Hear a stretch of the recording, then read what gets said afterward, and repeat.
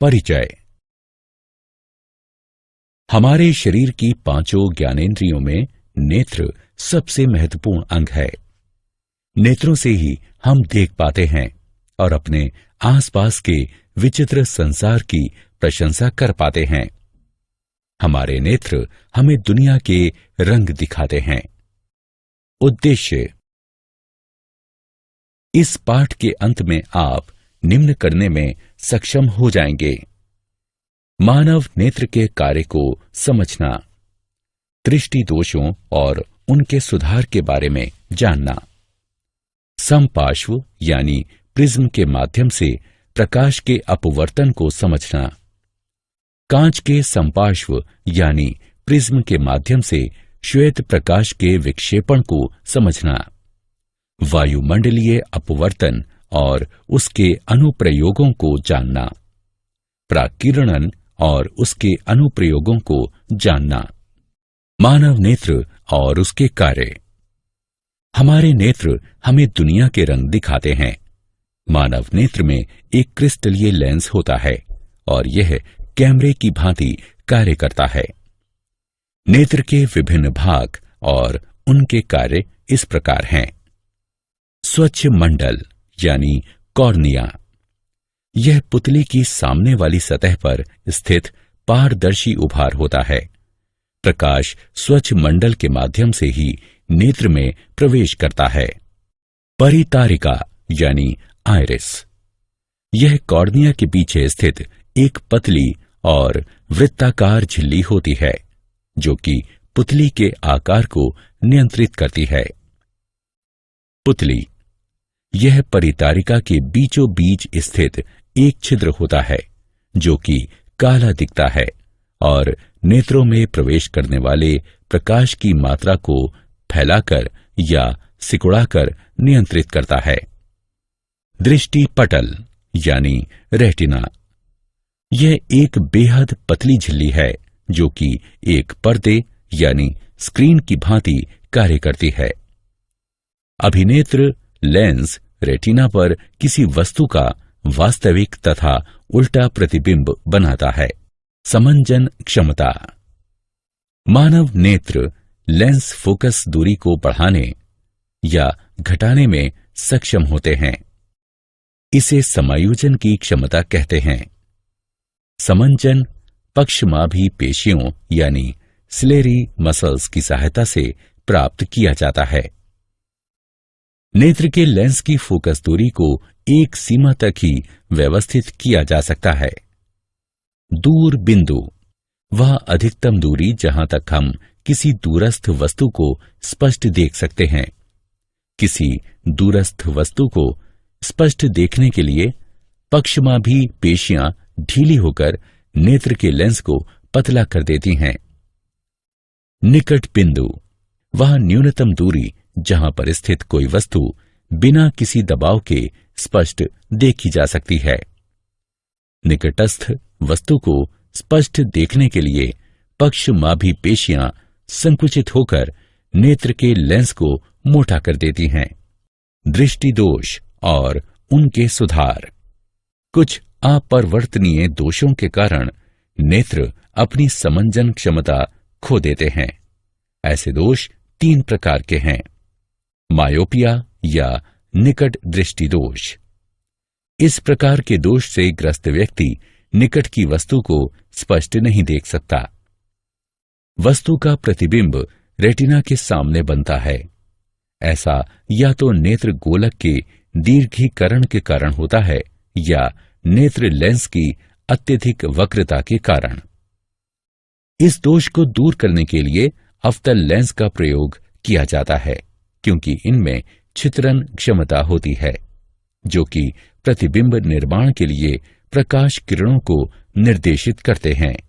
दीर्घ दृष्टि दोष और उसका सुधार। हाइपरमेट्रोपिया या दूर दृष्टि दोष। इस प्रकाश के दोष से ग्रस्त व्यक्ति दूरस्थ वस्तुओं को स्पष्ट नहीं देख पाता है। इसमें नेत्र लेंस के द्वारा प्रकाश किरणों का प्रतिबिंब रेटिना के पीछे बनाया जाता है। ऐसा या तो नेत्र लेंस की केंद्रीय लंबाई की वृद्धि के कारण होता है या नेत्र गोलक के आकार में कमी के कारण। इस दोष को सुधारने के लिए उत्तल लेंस का प्रयोग किया जा सकता है, जो कि प्रकाश किरणों को रेटिना पर अभिमुख करता है, जिससे प्रतिबिंबीकरण होता है और व्यक्ति दूरस्थ वस्तु को स्पष्ट देख पाता है। जरा दूरदृष्टिता और उसका सुधार। जरा दूरदृष्टिता यानी प्रेसबायोपिया। इस प्रकार के दोष से ग्रस्त व्यक्ति न तो निकट की वस्तुओं को स्पष्ट देख पाता है और न ही दूर की वस्तुओं को। यह दोष बढ़ती आयु के साथ दुर्बल हो रही पक्षमाभी पेशियों और नेत्र लेंस के लचीलेपन में कमी के कारण होता है। इस दोष को दूर करने के लिए व्यक्ति को द्विकेंद्रीय लेंस धारण करने पड़ते हैं, जिनमें ऊपरी भाग में अवतल और निचले भाग में उत्तल लेंस होते हैं। समपार्श्व यानी प्रिज्म के माध्यम से प्रकाश का अपवर्तन। एक माध्यम से दूसरे माध्यम की ओर यात्रा करते समय प्रकाश के झुकाव को अपवर्तन कहते हैं। इस खंड में हम समपार्श्व यानी प्रिज्म के माध्यम से प्रकाश के अपवर्तन की घटना पर चर्चा करेंगे। समपार्श्व यानी प्रिज्म दो त्रिकोणीय आधारों और तीन चौकोर तलों वाली ठोस आकृति है। प्रत्येक तल के मध्य का कोण समपार्श्व कोण कहलाता है। एक रंग के प्रकाश की किरण एक कांच के प्रिज्म पर आपतित होती है और अभिलंब की ओर मुड़कर हवा से कांच में प्रवेश करती है। इसके पश्चात सीधे गमन करते हुए यह अभिलंब से दूर कांच से हवा में प्रवेश करती है।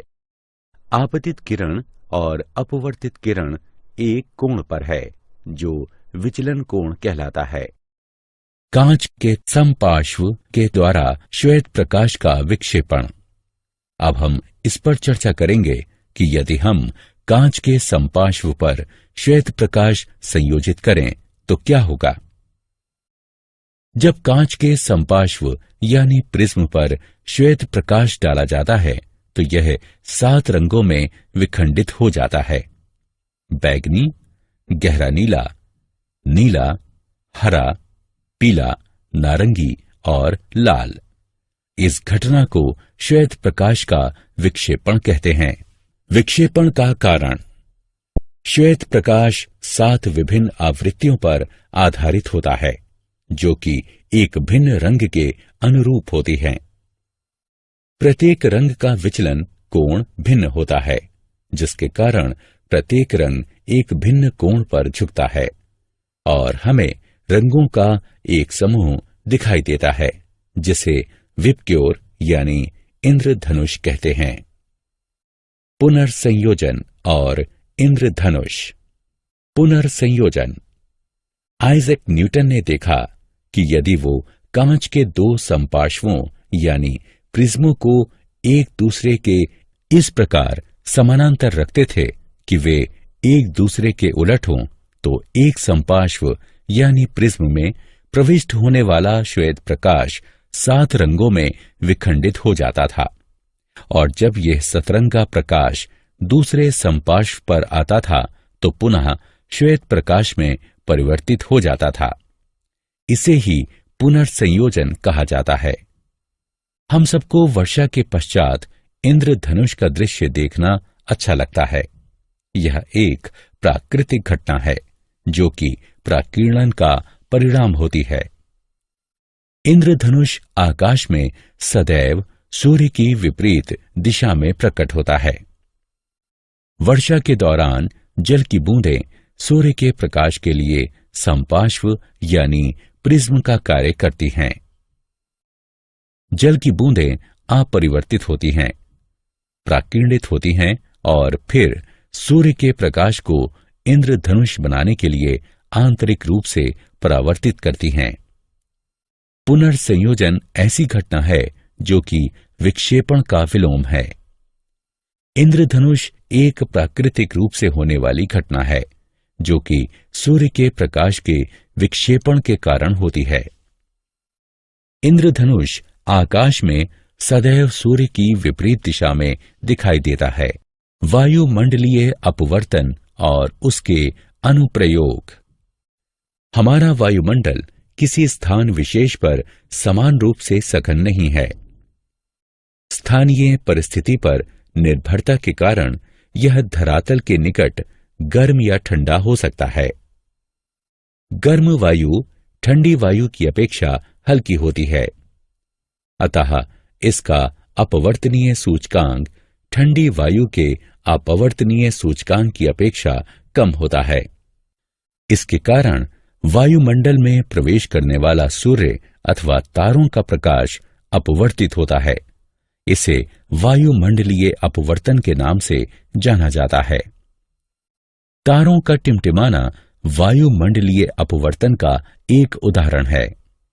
तारों से आ रहा प्रकाश जैसे ही वायुमंडल से होकर गुजरता है, तारे की वास्तविक स्थिति की अपेक्षा उसकी सामान्य और आभासी स्थिति दिखाई देती है। साथ ही वातावरण की गत्यात्मक प्रकृति के कारण तारे का प्रकाश अस्थिर भी होता रहता है और इसी कारण तारे टिमटिमाते हुए प्रतीत होते हैं। हमारे हिसाब से सूर्योदय तब होता है जब सूर्य क्षितिज से ऊपर आता है। जब सूर्य क्षितिज से नीचे होता है तब वायुमंडलीय परतों के घनत्व में अंतर के कारण सूर्य का प्रकाश वायुमंडल में प्रविष्ट होते हुए अपवर्तित होता है। इसके कारण सूर्य क्षितिज के ऊपर दिखाई देता है और सूर्य के वास्तव में क्षितिज पर पहुंचने से 2 मिनट पूर्व हम सूर्योदय देखते हैं। इसी प्रकार वायुमंडलीय अपवर्तन के कारण ही सूर्यास्त हमें 2 मिनट देर से दिखाई देता है। प्रकाश का प्रकीर्णन और उसके अनुप्रयोग। वायुमंडल से होकर गुजरने के दौरान धूल कणों और वायु अणुओं के द्वारा प्रकाश फैल जाता है। इसे प्रकाश का प्रकीर्णन कहा जाता है।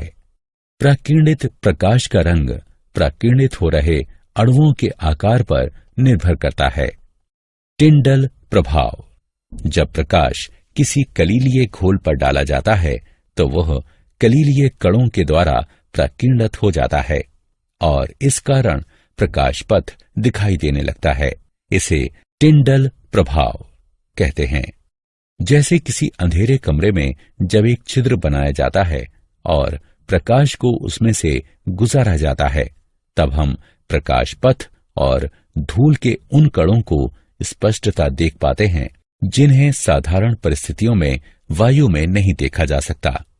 प्रकाश का विकिरण और उसके अनुप्रयोग। प्रकाश के विकिरण के उदाहरण निम्नलिखित हैं। आकाश का रंग। जब सूर्य का प्रकाश वायुमंडल से होकर गुजरता है तो अन्य रंगों की अपेक्षा नीला प्रकाश अधिक विकिरणित हो जाता है, क्योंकि नीले रंग का तरंग दैर्घ्य वायुमंडल के अच्छे कणों के द्वारा विकिरणित होने के अनुकूलतम होता है। अतः नीला रंग हम तक पहुंचता है और आकाश हमें नीला दिखाई देता है। इसका अर्थ यह हुआ कि यदि धरती का वायुमंडल न होता तो आकाश हमें काला दिखाई देता। सूर्योदय और सूर्यास्त के समय सूर्य का रंग। सूर्योदय या सूर्यास्त के समय सूर्य का प्रकाश अधिक दूरी तय करता है, अतः कम तरंग दैर्घ्य होने के कारण नीला रंग विकिरणित हो जाता है और हम तक केवल लाल रंग पहुंचता है। सर्वाधिक लंबे तरंग दैर्घ्य के कारण, अतः सूर्योदय और सूर्यास्त के समय सूर्य रक्ताभ प्रतीत होता है। क्या आप जानते हैं, मनुष्य की दृष्टि का क्षैतिज क्षेत्र एक आंख से लगभग 150 डायोप्टर और दोनों आंखों से लगभग 180 डायोप्टर होता है। किसी तारे का टिमटिमाना उसके प्रकाश के वायुमंडलीय अपवर्तन के कारण होता है। वायुमंडलीय अपवर्तन के कारण सूर्य हमें सूर्योदय के वास्तविक समय से लगभग 2 मिनट पूर्व और सूर्यास्त के वास्तविक समय से लगभग 2 मिनट पश्चात तक दिखाई देता है। प्यूपिल अपना आकार प्रबल मनोवेगों के प्रभाव के कारण भी बढ़ा सकता है।